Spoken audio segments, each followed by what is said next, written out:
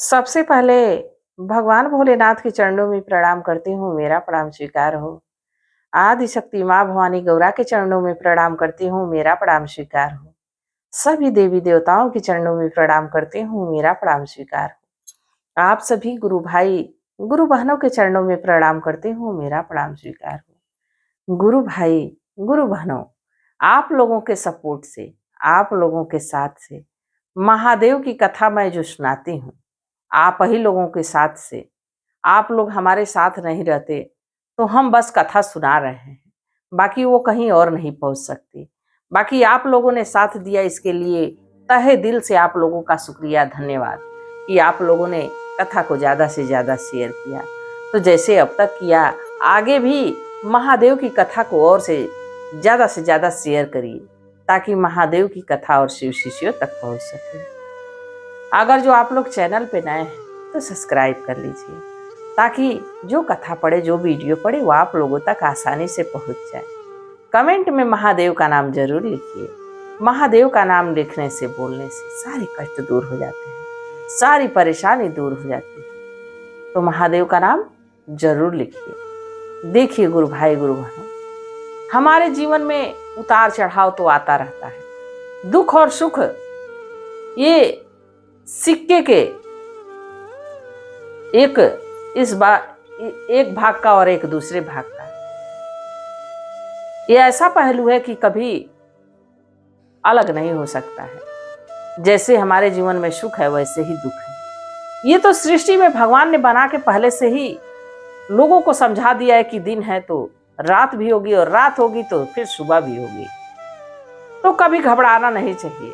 पर कुछ लोग, दुख आता है तो मानो लगता है कि अब दुख खत्म नहीं होने वाला है, ऐसे घबरा जाते हैं, भगवान से विश्वास तोड़ लेते हैं, भगवान से रूठ जाते हैं।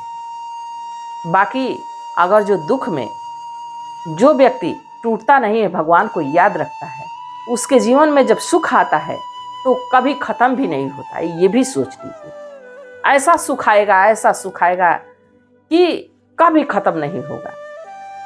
देखिए, एक शिष्य बहना की कहानी है। कहानी को अंत तक सुनिएगा, ये कोई कहानी नहीं है। कहानी को आप लोग अंत तक सुनिएगा, ये एक सच्ची घटना है, बड़ी ही दर्द भरी है। बाकी इस कथा को सुनने के बाद, और हमको सुनाने में इतनी करुणा आती है इस कथा को कि मैं आपसे बयां नहीं कर सकती। पर इस कथा में देखिए, शिष्या बहना कितनी कितनी विपत्ति आती है फिर भी टूटती नहीं, वो महादेव को सदैव याद रखती है। एक शिष्या बहना थी, महादेव को गुरु बनाई थी। महादेव की कृपा से उनके 2 पुत्र थे, एक 3-4 साल का था और एक मात्र 1 साल से भी कम का था। शिष्या बहना बड़ा प्रसन्न रहती थी अपने परिवार में।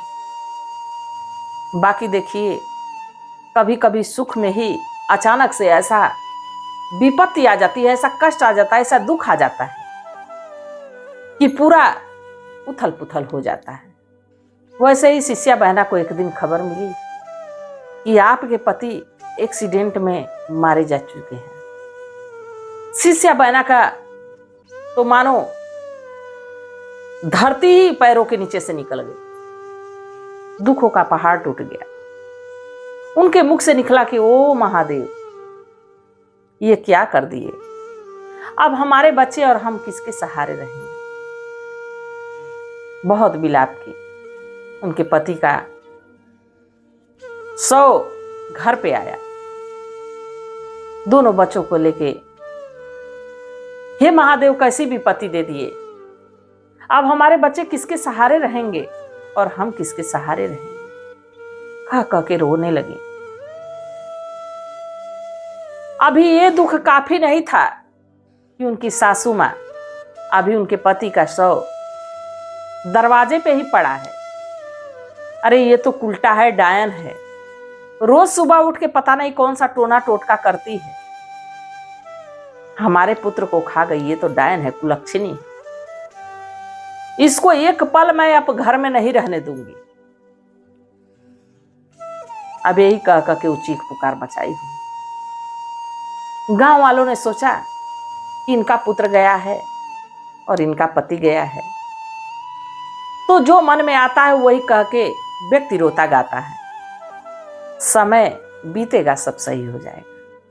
उनका दाह संस्कार लोग कर दिए। धीरे धीरे 1 दिन बीता, 2 दिन बीता, 3 दिन बीता। अब उनकी सासू माँ रोज अत्याचार करना शुरू कर दी, घर से भगाने लगी। कहीं तुम हमारे घर से अपने बच्चों को लेकर निकल जाओ, हमारे घर में तुम्हारे लिए कोई जगह नहीं। जब हमारा पुत्र ही नहीं रहा तो तुम हमारे घर में नहीं रह सकती। तुमने सुबह सुबह उठ के टोना टोटका किया, हमारे पति को, हमारे बच्चे को खा गई। वो तो बेचारी नमः शिवाय का जाप करती थी, शिव को गुरु बनाई थी। वो कभी ये नहीं जानती थी कि हमारे जीवन में ऐसा घटित होने वाला है। पर जो जितने समय के लिए आया है पृथ्वी पे, जिस कार्य के लिए आया वो कार्य पूरा हो जाएगा, वो चला जाएगा। अब एक दिन हट पे अड़ गए उनकी सासू माँ गुरबहिना की, नहीं अपने बच्चों को लेके और यहां से निकल जाओ। घर से बाहर सारा सामान फेंक दी, उनका जितना कपड़ा उपड़ा था पोटली बनाई फेंक दी, निकल जाओ। एक दिन दरवाजे पे बैठी रही भूख प्यास से, 2 दिन बैठी रही। तो देखिए, अगर जो हमारे पास धन दौलत है, हमारे पास संपन्नता है, तो हमको गांव वाले भी पूछेंगे, हमको समाज के लोग भी पूछेंगे। हमारे पास कुछ नहीं है तो हमको कोई नहीं पूछेगा। अब क्या रास्ता उनको दिखा कि हम मायके चलते हैं, माँ के घर चलते हैं। कहीं आसरा नहीं मिलेगा तो माँ के घर, कम से कम हमारे बच्चों की परवरिश हो जाएगी। इसके बाद बात की बात बाद में देखा जाएगा। महादेव का नाम लिए, अपना जो भी साड़ी कपड़ा था पोटली में बना के सिर पे रखी, 2 एक बच्चे को गोद में, एक को उंगली पकड़ाई, मायके लेके पहुंची। जब मायके पहुंची तो माता पिता तो उनके थे नहीं, भाई भौजाई थे। जब भौजाई देखी कि हमारे दरवाजे आ गई, अरे आप अपने घर तो बर्बाद कर दी, हमारा भी घर बर्बाद कर देंगी। ना ना ना, हमारे घर रहने के लिए आपके लिए जगह नहीं। देखिए, बेटियों के लिए मायके का दरवाजा हमेशा खुला रहना चाहिए, और खास करके विपत्ति में, दुख में, कष्ट में। बाकी वहां उनको आसरा नहीं मिला, लोग भगाने लगे, भाग जाओ। गुरुबहिना वहां से निकली और कैसे महादेव से कहती है, सुखवा में सब के हुआ आपन, दुखवा में केहू नहीं आपन। सुखवा में सब के हुआ आपन, दुखवा में केहू नहीं आपन। दिखे नाही कौनो रही आए गुरुजी, जाई हम कौने राही जी। अरे दिखे नाही पूरब हो, दिखे नाही पश्चिम, दिखे नाही उत्तर दक्षिण जी। दिखे नहीं कुइया तलबाए गुरुजी, गोदिया में बालक नादान जी। अब उसको कह रही है कि हे गुरुजी, हमको कोई दिशा नहीं दिख रही है, हमको मार्ग दिखाइए। हम तो अपने प्राण को कुइया तालाब में त्याग देते, बाकी हमारे गोद में जो नन्हे नन्हे छोटे छोटे बालक हैं, मैं इनके ममता में, इनके मुंह में पड़ी हुई हूं, इनको क्या करूं हे गुरुजी, इनको क्या करूं। अब उनको लेके और फिर मायके से भी निकल गई। चलते चलते चलते चलते एक शिवालय पे जा पहुंची।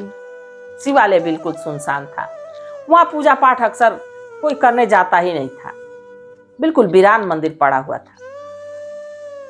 वहीं बैठ के कि हे महादेव, अब तो चल नहीं जा रहा है, अब तो शरीर भी काम नहीं कर रहा है, भूख प्यास से बच्चे अलग रो रहे हैं। माँ अब छोटा बच्चा ना छाती से दूध निकल रहा है कि उसको पिलाए, क्योंकि बेचारी जब कुछ खा ही नहीं गुरुबहिना तो कहां से बच्चे को दूध पिलाती। बड़ा बेटा रो रहा है, माँ मुझे भूख लगी है, 4 साल का बेटा। अब बेचारी भूख प्यास से तड़फड़ा रही है, छटपटा रही है कि इस वीराने में मैं कहां से अपने बच्चों को कुछ खिलाऊं। ससुराल से सास निकाल दी, मायके से भाभी निकाल दी, भाई निकाल दी। अब मैं जाऊं तो जहां जाऊं कहां है महादेव। तभी देखती हैं कि एक साधु बाबा बिल्कुल हाथ पैर उनके कपा रहे हैं, एक कमंडल लिए हुए झोली टांगे हुए आ रहे हैं। आए उस मंदिर के पास बैठे, बिटिया हमको बड़ी जोरों से प्यास लगी, इस शिव मंदिर के पिछवाड़े में एक कुआं है, वहां से पानी भर के हमको पिला देती, कुछ मांग चांग के लाया हूं, खा के पी लेता। बेचारी गई तो वहां डोर नहीं थी, अपने साड़ी का एक भाग फाड़ी, कमंडल में बांधी, पानी भर के लाई। जब देखा कि बच्चे रो रहे हैं तो साधु जी पूछे कि बिटिया बच्चे क्यों रो रहे हैं? सारा दुखड़ा अपना कह सुनाई। बाबा हमारे बेटे भूखे हैं, हमारे भी प्राण निकल रहे हैं, हमारे बच्चों के भी निकल रहे हैं, पर प्रभु पता नहीं कहां बैठे हैं, हमारे प्राण को भी निकाल नहीं रहे हैं। साधु बाबा कहे हमारे पास 4 रोटियां हैं बेटी, 1 रोटी मैं खा लेता हूं, 1 रोटी तुम खा लो, 2 रोटी अपने बच्चों को खिला दो। देखिए जब सारे सहारे छिन जाए तो मात्र एक ही सहारा बचता है भगवान का। दुनिया साथ दे ना दे पर हमारे प्रभु साथ जरूर देते हैं। अब वो साधु बाबा किस रूप में आए, बेचारी जल्दी जल्दी उस रोटी को खाई, अपने बड़े बेटे को खिलाई, पानी में भिगा के थोड़ा छोटे बेटे को भी खिलाई, थोड़ी राहत हुई। साधु बाबा वहां से अब जाने लगे तो कहे बिटिया तुम्हारी दशा देख के हमको बड़ी दया आ रही है, हमारे पास देने के लिए तो कुछ है नहीं, मैं तो मांगता खाता फिरता हूं, मेरे पास 1 मुट्ठी चावल पड़ा है, उस चावल को तुम ले लो, अगर जो तुम्हारे बच्चों को भूख लगेगी तो पका के खिला देना। अब वो सोची कि 1 मुट्ठी में हो गया क्या, फिर भी सोची चलो मेरे बच्चे अगर जो भूख लगेगी तो 1 टाइम का तो भोजन 1 मुट्ठी बना दूंगी, तो थोड़ा चावल होगा तो बेटी को तो खिला दूंगी, माड़ उसमें से निकाल के छोटे बेटे को पिला दूंगी। यही सोच के चावल अपने आंचल में ले ली। साधु बाबा वहां से चले गए।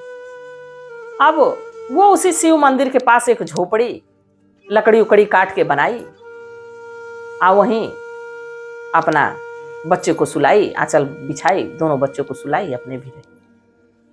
अगले दिन वहां एक किसान आया पूजा करने के लिए। तो किसान आया तो देखा कि एक मंदिर के पास झोपड़ी बनी हुई, मंदिर के समीप गया तो 2 बच्चों के साथ औरत रो रही है बैठ के, और बहना रो रही।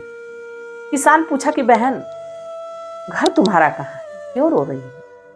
सारी अपनी विपत्ति सुनाती है। भैया हमारे पति इस दुनिया से छोड़ के चले गए, हम लोगों को अनाथ छोड़ के चले गए, और हमको अनाथ तो भगवान बना दिए।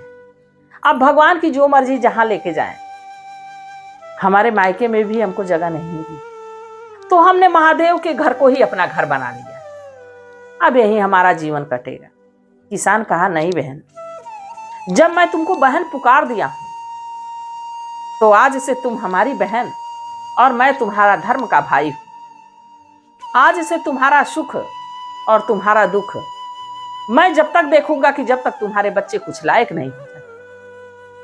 अब वो किसान गया, अपनी पत्नी से कहा, उसकी पत्नी भी आई, अब लगे लोग उसकी मदद करने। धीरे धीरे धीरे धीरे खाने पीने की रहने की व्यवस्था हो गई। अब बेचारी उसी शिवालय के पास रख के अपने बच्चों को बड़ा करने लगी। समय बीता, बच्चे पढ़ लिख के अच्छे अच्छे अधिकारी बने। उसका दिन तो महादेव ने पलट दिया, बड़ा ही सुखी हो गई। अब इतना सुख था, इतना सुख था कि फूले नहीं समाती थी। महादेव के लाख लाख धन्यवाद करती थी। और इधर देखिए उसकी सास की वो दशा हुई कि उसके पति तो पहले से ही मरे हुए थे, अकेले थी। जब वृद्ध अवस्था आ गई, शरीर थक गया, तो धीरे धीरे धीरे धीरे गृहस्थी सब बेच डाली, जो खेत बाड़ी था सब बेच डाली, सब खा गई, दवा दारू में सब खत्म हो गया। अब भीख मांगने पे मजबूर हो गई, ठोकर खाने लगी, मांगते मांगते, भिक्षा मांगते मांगते एक दिन अपने बहू के घर जा पहुंची। सास तो बहू को नहीं पहचान सकी, बाकी बहू अपनी सास को पहचान गई। माँ जी आप भिक्षा क्यों मांग रही हैं? कहीं क्या करूं बेटी, ठोकर खाना नसीब में लिखा है, ठोकर खा रही हूं। मैं भिक्षा मांग रही हूं, हमारा इस दुनिया में कोई नहीं। वो कहीं कोई तो होगा, गुरु बहना कहीं कोई तो होगा। नहीं नहीं, मेरा इस दुनिया में कोई नहीं। एक बेटा था, वो स्वर्ग सिधार गया, पति स्वर्ग सिधार गए, मैं इस दुनिया में पड़ी। अरे कोई तो होगा, नाती पोता बहू कोई तो होगा। बूढ़ी माँ झूठ बोल रही है, नहीं नहीं कोई नहीं। बाकी उनकी दशा को देख के बहू के आंखों से आंसू छलक के और बूढ़ी माँ के पैरों पे गिर पड़ा। उसके आंसू को देख के जब ऊपर देखी थी हैं तो देखी कि हमारी बहू। कहे बिटिया तुम और यहाँ हमें क्षमा कर दो, तो तुम और यहाँ इस शिव मंदिर के पास इतना बड़ा घर, इतना बढ़िया ठाट बाट। कही माँ जी आप घर से निकाल दी थी तो मैं मायके गई, मायके के लोग भी हमको नहीं रखे, तो महादेव का घर ही मेरा घर बन गया। और उन्हीं की कृपा है, उन्हीं की दया है कि आज हमारे दोनों बेटे अफसर हैं, अधिकारी हैं। बूढ़ी माँ को अपने आप पे शर्म आने लगी। अब वहां से उठी चलने के लिए। उनकी बहू कही, गुरु बहिना कही, नहीं माँ जी आप कहीं नहीं जाएंगे, आज से आप हमारे घर रहेंगी, हम आपकी सेवा करेंगे। अहो भाग्य हमारे कि आप हमारे घर आई, आप अच्छे जगह पे, सुरक्षित जगह पे पहुंच गई। बूढ़ी मैया को बड़ा पछतावा हुआ, अपनी बहू से क्षमा मांगने लगी। बहू कही माँ जी हमसे क्षमा ना मांगिए, जो समय बीत गया सो बीत गया, अब क्षमा मांगनी है तो महादेव से मांगिए, हमारे शिव गुरु से मांगिए कि इस जन्म में तो मैं इतना भोग ली हूं, अगला जन्म अगर जो हमारा हो तो ऐसा ना हो, ऐसे कष्ट भरा ना हो। उसी दिन से बूढ़ी माँ महादेव से क्षमा मांगी और अपने बहू के साथ रहने लगी। तो गुरु भाई गुरु बहनों, विपत्ति आती है, पर उस विपत्ति में अगर जो व्यक्ति देखिए सोना आग में जाता है, तपता है, तभी उसका सुंदर सुंदर डिजाइन बनता है और मार्केट में उचित दामों पे बिकता है। जब तक वो आग में नहीं जाएगा, तपेगा नहीं, तब तक उसका डिजाइन भी नहीं बन पाएगा। वैसे ही हमारा जीवन है, जब तक हमारे जीवन में परिश्रम नहीं आएगा, कष्ट नहीं आएगा, परेशानियां नहीं आएंगी, हम तप के खरा सोना बन नहीं सकते। तो कभी दुख से घबराना नहीं चाहिए, कभी परेशान नहीं होना चाहिए। दुख में भी अपना सामंजस्य, अपना साथ महादेव के साथ बनाए रखिए, महादेव आपको रास्ता जरूर दिखाएंगे। तो गुरु भाई गुरु बहनों, आप लोगों को कथा कैसी लगी जरूर बताइएगा। मैं भी महादेव से प्रार्थना करती हूँ कि हे भोलेनाथ, हे शिव गुरु, जो इस कथा को देख रहा है, सुन रहा है, सब पे अपनी दया दृष्टि बनाए रखिएगा। इसी कामना के साथ हर हर महादेव।